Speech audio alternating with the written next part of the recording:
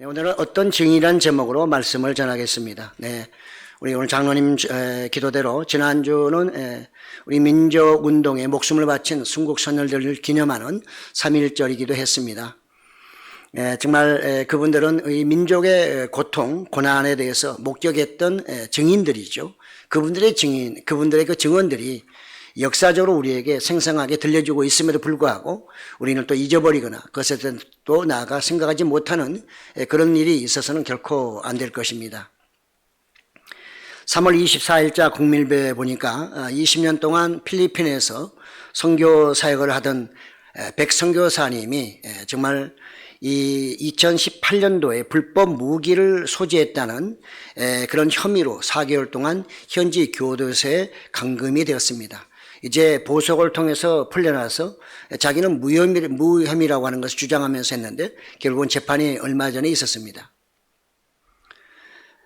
재판부는 검찰 측 증인들이 두 사람이 나왔는데 그들의 증언이 서로가 다르다는 거죠. 똑같은 현장에 있었지만 정말 총기와 또 나가서 수류탄 발견 장소가 서로 간에 엇갈린다는 거죠. 증인들이 말하는 것이. 그리고 또 검찰 역시 그걸 수고를 해서 증거물로 제시를 해야 되는데 그 증거물로 제시를 못했다는 것입니다.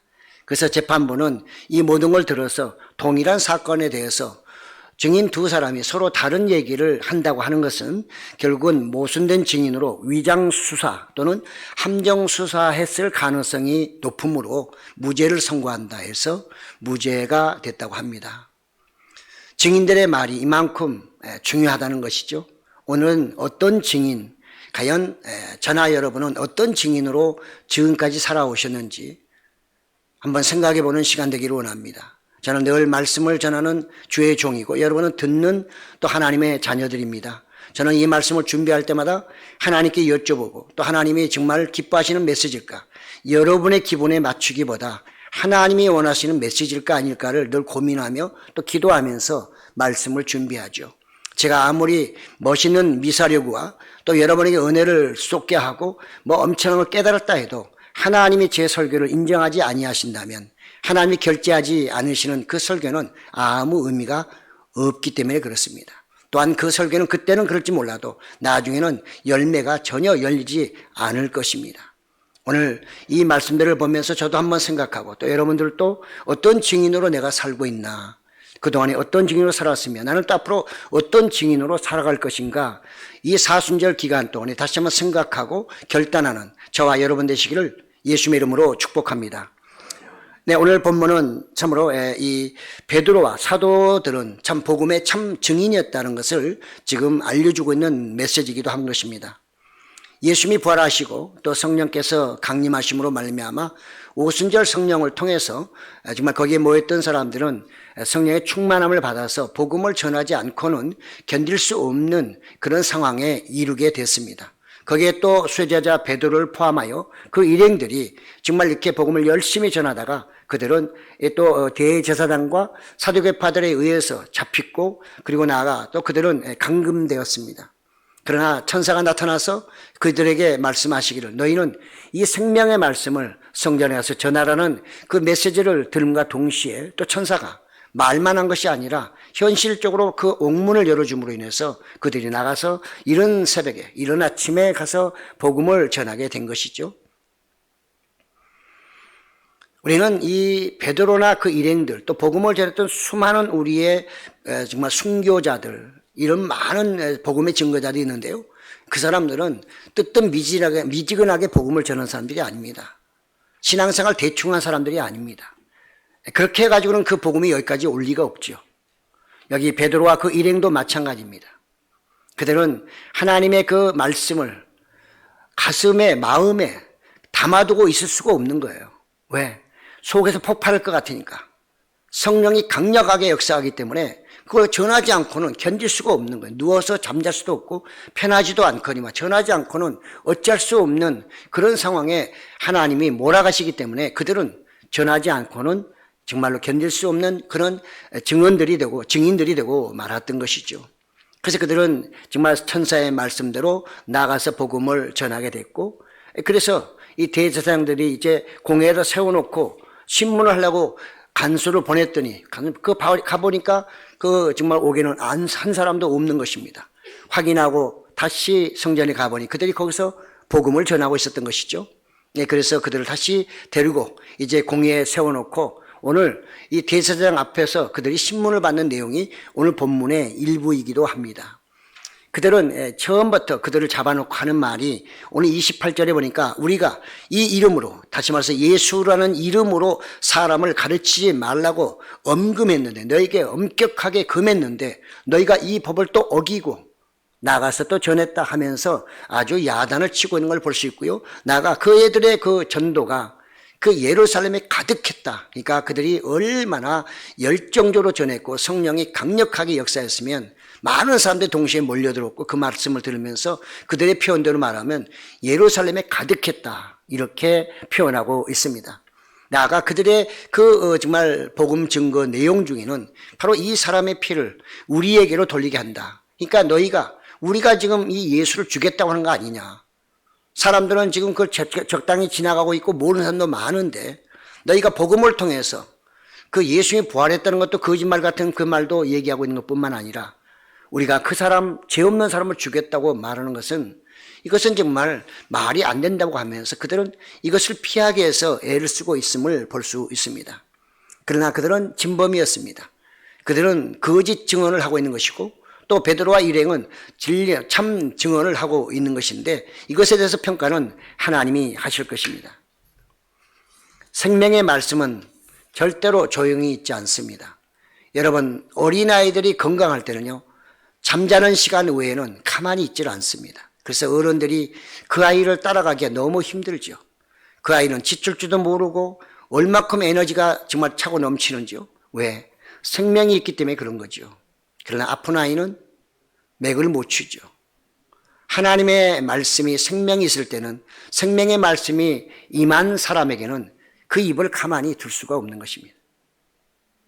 어떤 상황 속에서도 그 메시지를 전하게 되어 있는 거죠.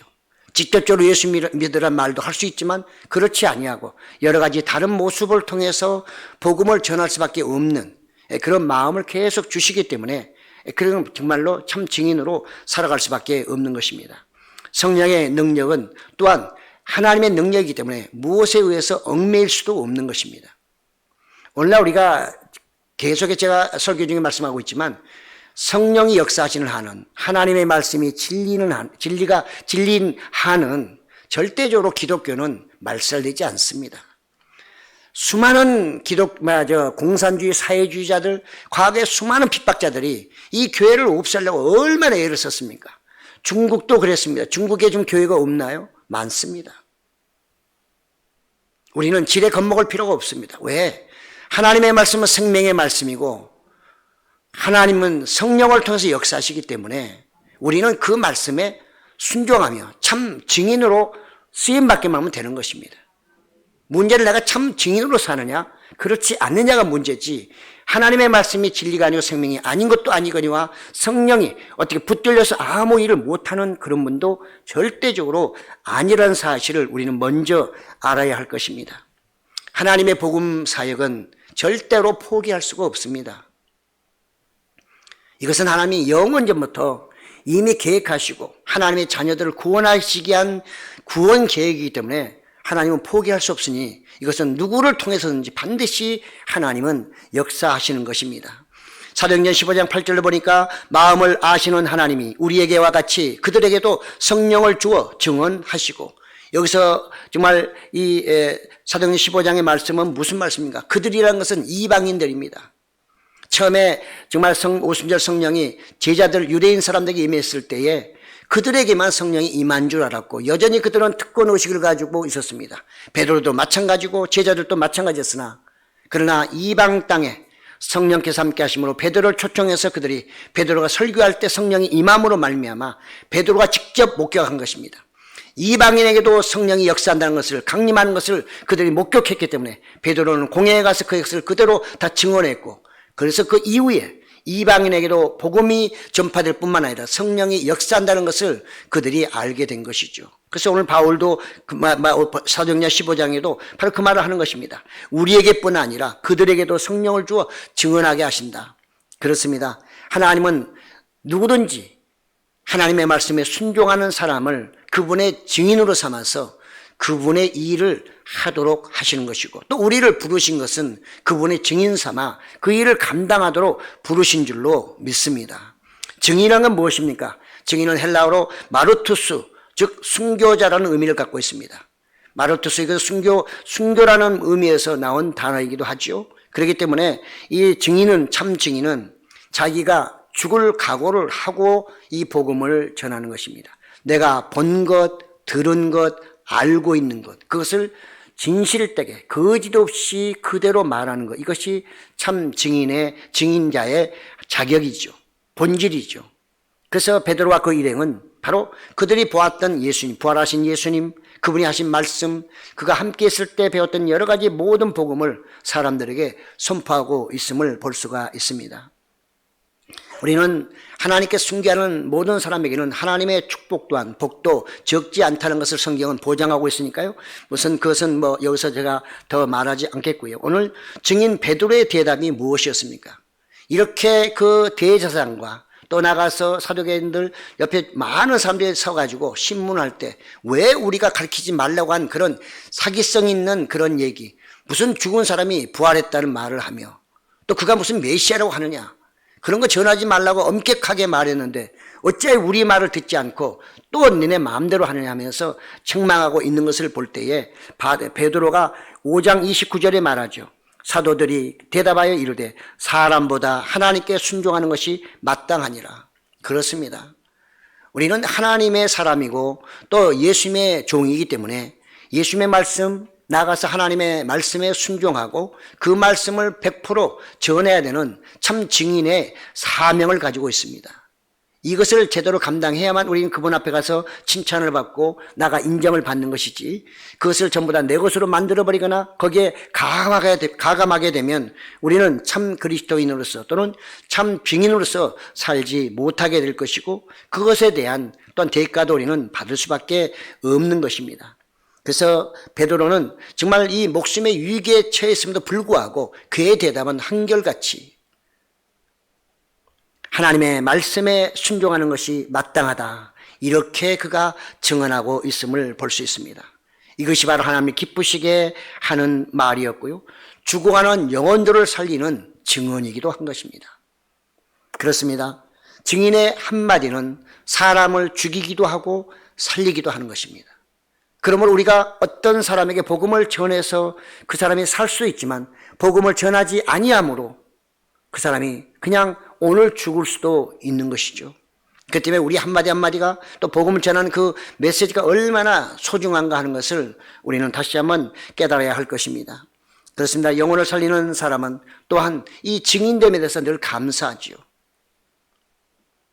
복음을 전하는 참 증인들은 그들의 삶 속에서 자기가 이렇게 쓰임받는 것에서 대단한 자부심과 또 나아가 감사가 항상 끊이지 않는 것을 볼 수가 있습니다. 빌립보서 1장 8절 바울은 말하죠. 내가 예수 그리스도의 심장으로 너희 무리를 얼마나 사모하는지 하나님이 내 증인이시라. 왜? 하나님이 알아주시기 때문에. 여러분, 여러분의 삶 속에 누가 인정해 준 걸 제일 좋아하십니까? 옆에 있는 사람이, 자기의 부부 중에 어떤 사람이 서로 간에 부부를 인정하는 가장 좋아하십니까? 물론 이 땅에서는 그럴 수가 있겠죠.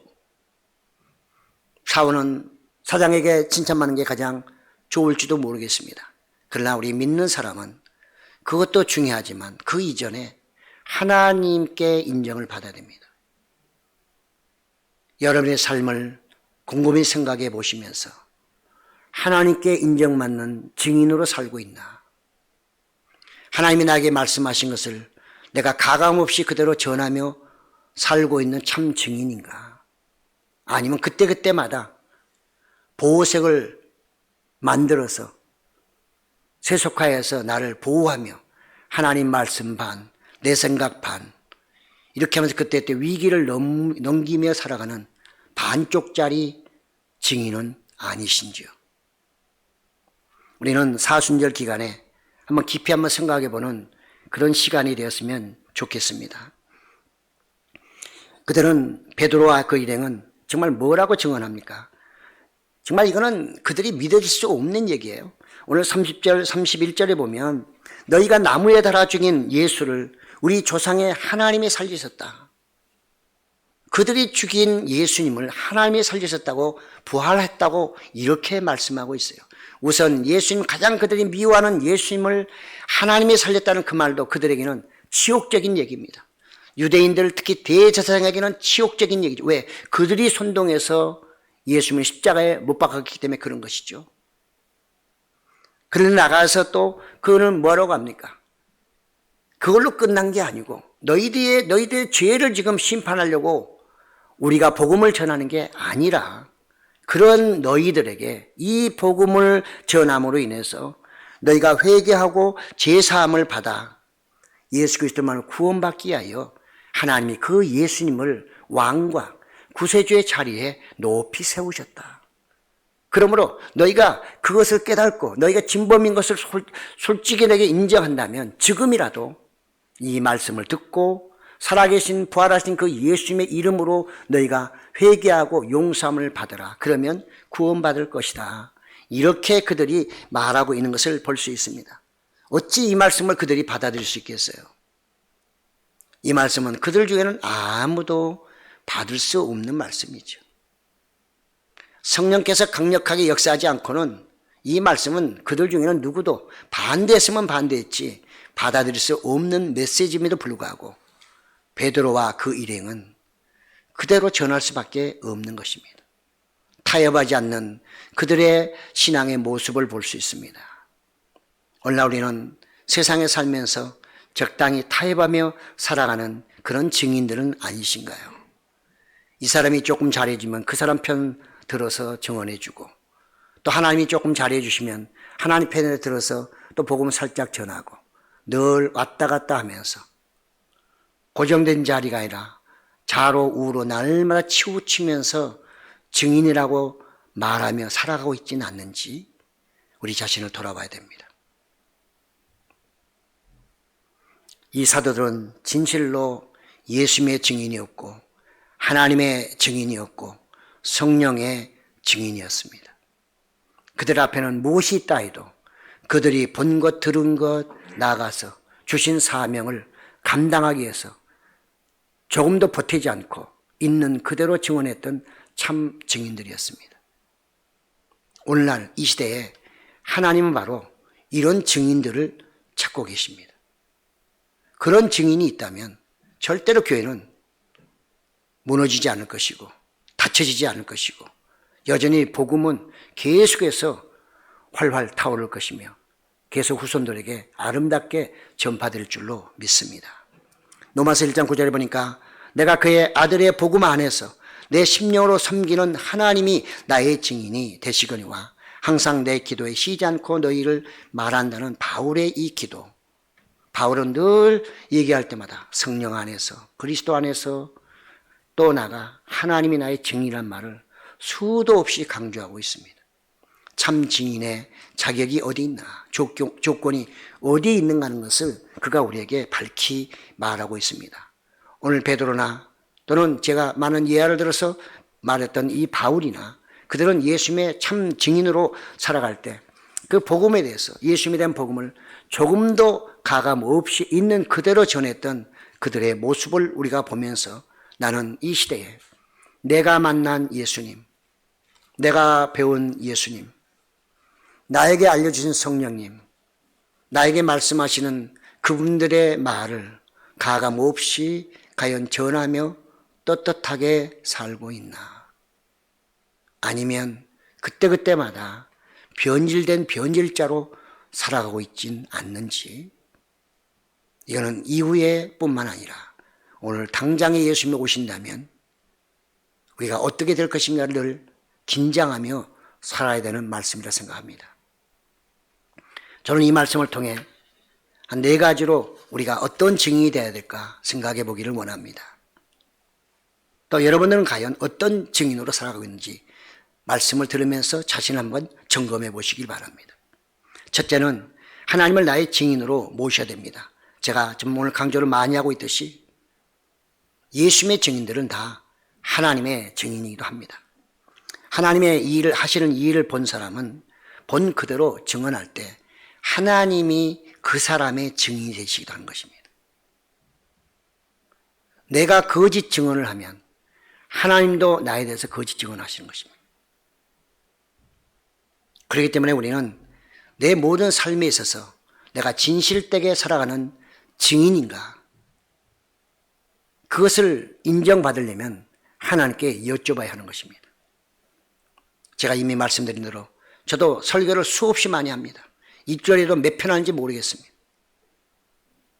그때그때마다 제 마음대로 제가 원하는 대로 막 제 생각 가지고 정말 설교를 준비해서 하나님께 그야말로 컨펌도 받지 않고 사인도 받지 않고 여러분의 선포에서 여러분이 은혜를 받는다 할지라도 그것은 하나님과 무관한 메시지가 되는 것입니다. 우리 목회자들이 늘 유혹받는 것은 성도들의 마음에 맞는 메시지를 전해야 된다는 그 유혹에 빠져 있는 경우가 참 많습니다. 하나님이 결제도 하지 않는데 성도들의 마음에 맞는 설교를 준비하는 그 목회자는 이후에 어떻게 될까요? 저도 그런 자리에 서지 않으려고 매번 주께 기도하고 그렇게 설교하지 않으려고 나름대로 늘 애를 쓰고는 있습니다. 저는 그렇다 치고 여러분들은 늘 말씀을 들으시고 또 삶 속에서 과연 하는 모든 일들이 하나님이 기뻐하시는 일인지, 하나님께 여러분이 품위를 올렸을 때 하나님이 쾌히 사인할 수 있는 그런 품위선지, 그런 기한인지 매같이 한번 생각하시면서 이 일을 하시면 여러분의 인생은 엄청나게 바뀔 것입니다. 세상 말로는 일일 삼성이란 말이 있잖아요. 하루에 3번 반성한다. 그렇게 할 필요도 없습니다. 아침이나 저녁이든 주님 앞에 한번 마음을 내놓고 주님, 오늘 제가 이런 일을 하려고 하는데 주님 괜찮을까요? 한 번 정도 여쭈만 봐도 성령께서 여러분의 마음을 붙잡아 주시면 마음의 편함 속에 그 일을 진행하게 될 것이고, 그건 하나님도 기쁘시고 여러분도 기쁨이 있을 것이고 그 일을 통해 수많은 사람들이 기쁨을 같이 공유할 것입니다. 그러므로 우리의 신앙생활에 가장 중요한 것은 하나님의 선결제가 있어야 된다는 것입니다. 그래서 항상 기도하고요. 기도해 보겠습니다 하는 얘기를 하는 거죠. 그냥 기도만 하면 안 되고 하나님이 결제하셨냐는 거죠. 먼저 모든 삶이 하나님이 인정하는 삶이 되시기를 예수님 이름으로 축복합니다. 두 번째는 성령의 증인이 되라. 사도시대 이후로 수많은 사람들은 성령의 증인입니다. 저 역시 이 자리에 서 있는 것도 성령을 제가 경험했고 그분이 나에게 말씀하시고 해서 어쩔 수 없이 성령에 이끌려 꼼짝없이 잡혀서 저는 이 자리에 서게 된 사람입니다. 저는 처음부터 목사 되기를 원했던 사람도 아니고 안 하려고 도망다니다가 결국은 잡혀서 뒤늦게 이 자리에 서 있습니다.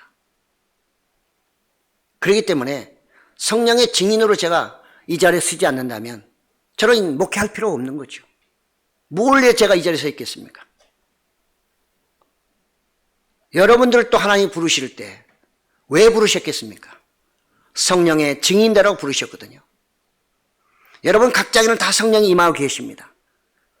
성령님이 말씀하시지만 여러분이 강하면 그 성령의 음성을 듣지 못하는 것이지 성령이 말씀하지 않는 게 아니거든요. 누구에게나 말씀하시지만 어떤 사람은 듣고 어떤 사람은 못 들어요. 하나님이 부르실 때 사무엘은 들었지만 엘리 제사장은 못 들었어요. 왜? 그는 하나님과 가깝지 않기 때문에. 오늘날도 주의 음성은 수없이 들리고 있고 성령도 우리에게 계속 말씀하시지만 어떤 사람에게는 들리지만 어떤 사람은 들리지 않는 것뿐이에요. 성령이 안 계신 것도 아니고 역사하지 아니하시는 것도 아닌 것입니다. 그렇습니다. 이 제자들은 성령의 그 역사하심, 성령의 명령 따라 그들은 순종하며 나갔던 증인들입니다. 그래서 우리도 늘 성령의 증인으로 살아야 하는 것이죠. 요한일서 5장 5절에 보니까 예수께서 하나님의 아들이심을 믿는 자가 아니면 세상을 이기는 자가 누구랴. 이는 물과 피로 임하신 이시니 곧 예수 그리스도라. 물로만 아니요 물과 피로 임하셨고 증언하는 이는 성령이시니 성령은 진리니라. 이렇게 말씀하고 있어요. 그렇습니다. 예수님을 증언하는 것도 성령의 은혜가 있을 때, 성령의 역사하심이 있을 때 우리가 입을 열어 예수님을 증언할 수 있는 것이지, 성령이 역사하지 아니하면, 성령의 어떤 우리에게 명령하지 아니하시면 우리는 입을 벌릴 수도 없고 예수님을 증언할 수도 없는 것입니다. 그렇지만 예수님을 증언하러 부르신 그 사람들이 입을 가만히 닫고 있다면 그런 벙어리 증인에 불과한 것이죠. 우리는 절대로 그런 사람이 되어서는 안 될 것입니다. 우리는 성령의 우리에게 임하심에 따라서 정말 진실된 성령의 증인으로 우리가 살아야 될 줄로 믿습니다. 이 일에 가장 본을 보였던 사람이 바로 바울이라고 할 수가 있는 것이죠. 그런 예수님과 함께 했던 사람이 아니라 부활하신 예수님 만나고 성령의 역사를 통해서 그가 성령의 증언으로서 너무나 철저하게 살았던 사람이죠. 세 번째는 말씀의 증인이 되라. 사도들이나 복음의 증인들은요, 하나님 말씀에 순종했고 그 말씀대로 살았던 사람들입니다. 말씀은 생명이요 진리라고 하는 것을 선포했고 그들은 그냥 선포하는 것을 끝난 게 아니라 그 말씀대로 살았던 사람이에요. 오늘날 너무나 안타까운 것은 교회가 이렇게 밉상이 되고 핍박을 받는 것은 하나님의 진리의 말씀이라고 교회에서도 선포하고 우리 입에서 날마다 얘기하고 찬양하지만 입술의 증인은 많으나 삶의 증인은 많지 않기 때문에 그렇습니다. 세상 사람들은 그렇게 빛이고 생명이라면 당신들이 지켜야 될 거 아니야. 당신들은 지키지 않으면서 왜 우리한테 그러는 거야? 뭐가 어땠다는 거야? 이렇게 우리를 조롱하는 거예요. 진리라며, 그렇게 살면 잘 산다며, 그렇게 살면 멋있다며, 그렇게 살면 구원받는다며, 그렇게 하나님이라며. 그런데 우리는 말로는 잘하는데 살지는 않아요. 그러니까 그들이 우리를 비아냥거리고 우리를 우습게 보는 것은 마땅한 것이죠. 예수님은 말씀의 증인으로 세상의 빛과 소금이 되라고 우리에게 말씀하셨는데 우리는 오늘 이 시대에 너무나도 그렇게 살아가지 못하는 우리의 모습을 볼 때 죄송하고요. 그걸로 죄송하다 끝날 것이 아니라 어떻게든지 try and try, 시도하고 또 시도하고 해서 어쨌든 주님이 원하시는 말씀의 증인으로 살아가려고 애를 써야 하는 것입니다. 그래야만 하나님의 나라가 상급이 있어요. 행위대로 갚아주리라. 상급은 행위대로 갚습니다. 구원은 하나님의 은혜로. 예수님은 분명히 제자에게 말씀하셨어요. 너희가 나를 사랑하면 나의 계명을 지키리라. 너희가 나를 사랑하면, 나를 사랑한다고 말하는 모든 사람은 나의 계명을 지켜야 하느니라. 이렇게 요한복음 14장 15절에 말씀하셨거든요. 우리는 지금 세상 사람들 탓하는 것만 여러분 미워하지 마시고요. 나는 과연 말씀의 증인으로 살아가고 있나? 한국교회가 말씀의 증인으로 살아왔었나? 지금도 그렇게 살려고 애를 쓰고 있나? 뒤돌아봐야 하는 것입니다. 사순절은 그냥 구호만 외치고 그냥 기도만 막 하는 것이 사순절이 아닙니다. 예수님이 이 땅에 오셔서 그래 내가 너희들 다 구원해 줄 거야. 아버지가 나보고 십자가 지라 하신다고요? 아버지 나 못 져요. 그냥 제가 말만 하면 되잖아요. 예수님이 이렇게 가셨다면 하나님의 구원은 우리에게 이루어지지 않을 것이고 예수님 또한 과연 부활의 영광을 보실 수 있었을까요? 오늘 우리의 신앙은 삶으로 나타난 신앙이 될 줄 믿습니다. 사랑하는 성도 여러분, 말씀을 지킴으로 순종함으로 말씀의 증인 되시기를 예수님 이름으로 축복합니다. 마지막으로 교회의 증인이 되라. 교회의 증인. 교회는 하나님의 부르심을 입은 사람들의 모임입니다. 여기에서는 예배를 드리고요. 나아가 교제를 하면서 더 중요한 것은 기독 문화를 생성해 가는 것입니다. 어찌 보면 우리 한국교회는 그동안에 숫자적인 외적인 부흥에만 너무 신경을 많이 쓰다 보고 와서 잠시 예배드리고 그냥 손뼉 치고 하는 것으로 만족하다 보니 코로나19가 오니까 한 대 맞고 똥 떨어져 버렸어요. 어느 기업은 이제 저 회사는 그야말로 이제는 끝났다, 망했다고 할 때 그 젊은 사장이 기발한 아이디어를 통해서 정책을 바꿔 여객기를 수송기로 바꾸면서 금년에 2천억을 수익을 냈어요. 세상은 그런 위기 만나도 그런 아이디어를 가지고 새롭게 출발하는데, 새로운 길로 전진하는데 우리 교회는 뭐하고 있죠? 우리는 반성해 봐야 됩니다. 100년이 넘는 기독교 역사 속에 한국의 기독문화는 뭔가? 한국의 기독문화가 뭡니까? 한 시간 안에서 예배된 걸로 만족하잖아요. 세상 나가서 그냥 살아버린 그만이잖아요. 우리 교회 문화가 뭐예요? 너무 부끄러운 거죠. 교회 증인으로 살지 못했기 때문에. 한 사람 한 사람 성도가 하나님의 부르심을 받는 사람으로 서로 간에 그 생각이 하나가 됐다면 우리는 멋있는 기독 문화를 만들어냈을 것입니다. 코로나가 온다 해도, 세상 사람이 아무리 손가락질 돌질을 한다 해도 그거 맞아가면서도 예수님 십자가의 끝까지 묵묵히 걸어가셨던 그런 기독 문화를 만들었다면 이런 코로나는 아무것도 아니에요. 마스크 쓰면 괜찮잖아요. 부끄럽습니다.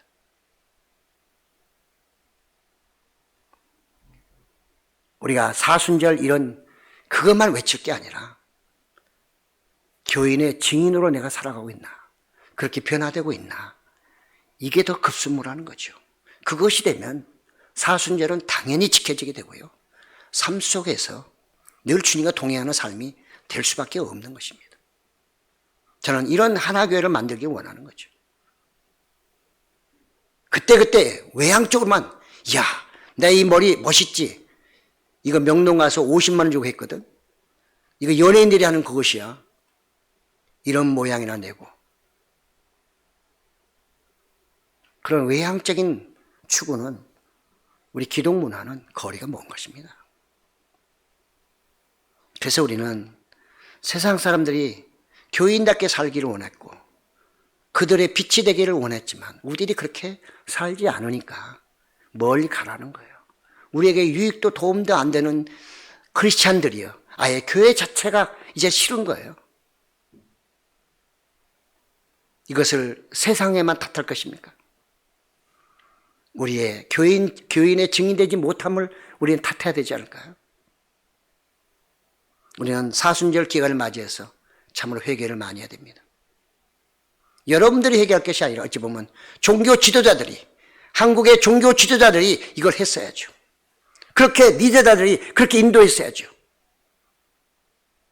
그냥 위쪽으로만 그냥 하니까 좋아가지고 축복이라고 하면서 거기에 물들어가지고 거기에 그냥 느슨하게 가다 보니 이런 엄청난 사건을 만나니까 대안이 없는 거예요.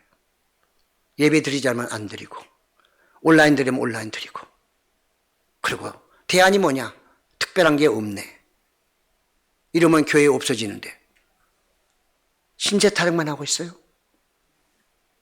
저희 교회는 그래도 많이 나온 편이에요, 여러분. 예. 저희 교회도 많이 안 나오지만 다른 교회에 비하면 우리 교회 많이 나오는 편이에요.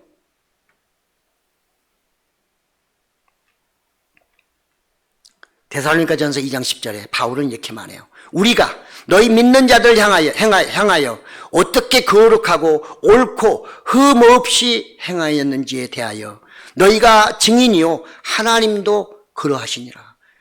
그들도 증인이지만 하나님도 그들의 증인이라는 거예요. 이게 교회의 증인입니다.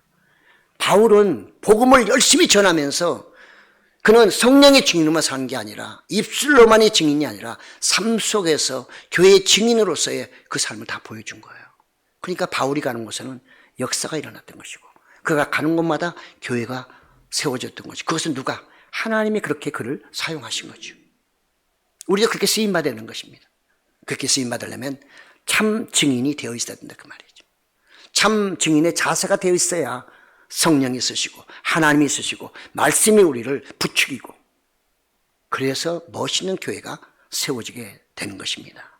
그렇습니다. 참 증인은 교회가 인정하고 이웃이 또 인정함에 칭찬하는데 하나님의 인정이 가장 먼저 있어야 하는 것이죠. 증인은 순교적 자세를 가지고 자기가 보고 들은 것, 알고 있는 것을 가감 없이 전하는 것입니다. 가감 없이 사람들에게 말해주는 것입니다. 만약에 그대로 하지 아니하면 그것은 거짓 증언이 되는 것이고요. 그 위증죄에 대해서는 나중에 큰 벌을 받게 되겠죠. 참 증인은 날마다 좋은 일만 있는 것도 아닙니다. 베드로나 그 일행에게 지금 그 증언을 했을 때 그들에게는 엄청난 핍박과 나가서 어찌 될지 모르는 그런 위기 속에서도 그들은 그 참 증인일 수밖에 살 수 없기 때문에 그 길을 갔던 것뿐이에요. 예수님도 하나님의 증인으로 이 땅에 오셨습니다. 예수님은 내가 본 것을, 내가 들은 것을 너희에게 전한다. 그래서 예수님도 하나님의 증인으로 이 땅에 오신 거예요. 그래서 그분에게는 엄청난 정말 핍박과 그를 죽이려고 하는 수많은 사람이 있었지만 예수님은 그것에 굴하지 않고 참 증인이었기 때문에, 하나님의 참 증인이셨기 때문에 십자가를 지심에도 불구하고 묵묵히 그 길을 걸어가셨던 거죠. 사순절은 십자가의 고난의 길을 묵상하며 나도 그 길을 가겠다고 다짐하는 기간입니다. 기도도 많이 해야 되지만, 말씀도 많이 봐야 되지만, 그런 변화가 오는 것이 사순절을 기념하는 진정한 의미라고 볼 수가 있는 것이죠. 사랑하는 성도 여러분, 바울도 정말 예수님의 참 증인으로 살면서요, 로마 감옥에서 순교를 당할 때까지 그 엄청난 여러 가지 핍박과 그 다음에 압박, 여러 가지 고통, 고난 속에서도 참 증인으로서 그는 복음에 대해서는 한 번도 가감하거나 한 번도 물러서지 않았습니다. 물러서는 순간 그런 거짓 증언이 되기 때문에, 거짓 증인이 되기 때문에 그랬던 거죠. 그는 사람보다 하나님을 더 두려워했습니다. 베드로도 마찬가지. 사람의 말을, 당신들의 말을 듣는 것보다 하나님의 말씀을 듣는 것이 합당하다. 이것이 참 증인의 조건이고 자격이기도 했던 것이죠. 사랑하는 성도 여러분, 지금 이 시대를 맞이해서 과연 나는 어떤 증인으로 살고 있나? 나는 어떤 목사로 목회하고 있나? 여러분들은 어떤 증인으로 신앙생활을 하고 계신지 한번 깊이 돌아보시기 바라고요. 이 사순절을 통해서 다시 한번 정말 우리 하나님 앞에 회개하고 주님과 하나가 되는 귀한 역사가 있으시기 바라고, 그래서 주님이 원하시는 참 증인으로 살아가시는 저와 여러분 되시기를 예수님의 이름으로 축복합니다. 아멘.